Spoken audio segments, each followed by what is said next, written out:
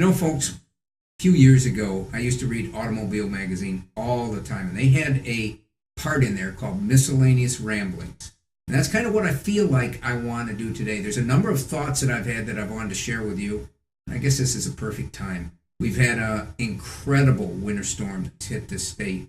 And for 3 or 4 days, I was pretty much stranded down the southern tier. And I got a chance to go deer hunting, something that I haven't done in years. And the reason I haven't is because I've been so involved with fishing, and especially doing shows in the fall, has kept me away from the woods. But when I grew up, hunting was as much a part of my life as fishing. And I want to show you a picture that was a result of this week. Now, no, I didn't get a deer. And I'm not sure why I didn't, because the people I was hunting with gave me the best spots to stand, the best tree stands to sit in and wait. But I sure did spend a lot of time dragging deer out of the woods. And the one in particular I want to show you is what I thought was a great 8-point buck that my friend Travis shot. And whenever any of these guys would get a deer, then it was my turn to get involved and drag them through the woods. And if you've never done this, believe me, try it sometime on top of a hill with 3 feet of snow that's up almost to your hips, and just see how long you last.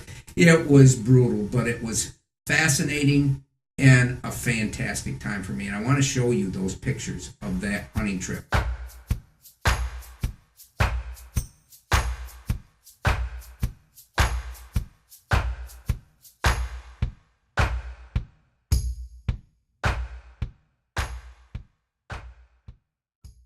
You know, something that has been happening here in our area is I've had so many people come up to me and say, have you heard about the mountain lions?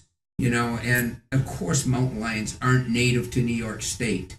But I'm telling you, some of the old folks that have been living in the areas around me for years and years and that are avid outdoorsmen swear that there's a mountain lion that's prowling the area around where I live. And this mountain lion is really struck fear in the hearts of these people. I mean, I spend a lot of time either running or walking in the woods. And I've had people come up to me in their cars and say, you can't do this. You're in danger. We'll give you a ride home, and things like this. So it really has affected them. And this weekend, when I was down the southern tier, the farm that we were hunting on, when we got back and we got the deer hung up, we all went in to talk about it. And the talk around the table went to the guy that owned the farm. He was about 40 years old, again, an avid outdoorsman. And he started telling about what happened that day. He said he was out there in the apple orchard, and the snow was like I said, the snow was about 3 feet deep in spots. And he said he was waiting for these deer to come, and all of a sudden he heard this deep, guttural growl. And he said it literally made the hair on the back of his neck stand up. And he says later he went and investigated the area where he heard that. He said, although he was scared to death to do it, and he said there were great, big, huge, round prints there. Now, again, this guy is an avid hunter. He's been hunting for years. It isn't like some guy that has never been in the woods before. He was actually scared. And he sort of laughed about it. He said, I didn't want to tell any of you about it, but because he said, I figured you'd all be afraid to go up there in that area and hunt. And it's just amazing how stories like this have become so much a part of our lore. And I'm not sure if we don't want all of this to be true. I think there's a part of us all that want to be scared, that want to believe in some of these myths and legends, whether they're myths and legends or they're true. It just provides color and meaning and spirit to our life. And as much as we might think we don't, I think we want to believe in these things. So one other thing that I wanted to talk about today is, the last time that I had a chance to talk with you folks, we talked about the tremendous fishing up in the St. Lawrence River on the Akwesasne area of the Mohawk Reservation. And I got a chance to go back again last weekend before the storm hit. And it was cold. I mean, it was really cold this time. The ice was forming in our guides before we could really do much fishing. We had to keep either shaking the rod or sucking that ice out because it would keep you from casting.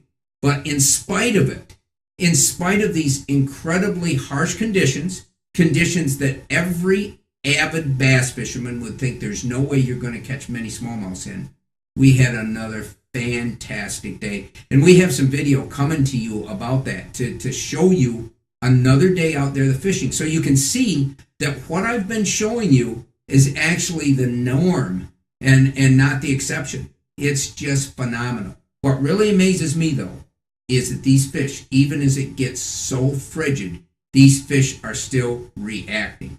They're still hitting lures that you would swear they shouldn't hit. And the fishing has remained fantastic. You know, I'll bet you that until the river even ices over, the fishing will remain good. And it sort of fascinates me. Years ago, I discovered in the spring, when I would be trolling along some of the ponds for lake trout with a fly rod and a woolly bugger, that so many of the strikes I was getting, and this was just after ice out, the strikes were trout. They were beautiful smallmouth bass. And I'm thinking, my golly, I didn't think smallmouth were active in this cold of water. But this is pretty much proving that they are. Now, we haven't been catching any largemouth bass, and I never caught largemouth bass back then when I used to troll for trout. But it was a smallies that started to get active in the cold water. And it's something that I think you all should remember, because the next time you go fishing, it might make a more meaningful sort of discovery that will help you catch more fish. Well, that's pretty much it for this week, but I hope to be able to bring some more stories, some more interesting news bits, and hopefully some more experiences to share with all of you. If you've got any ideas, any personal experiences about some of the things we talk about the moose that have been seen in this part of New York State, of course about what I talked about today, about the mountain lions, and about our extreme cold water smallmouth frenzies, feel free to share them here on this site. We'll see you next week.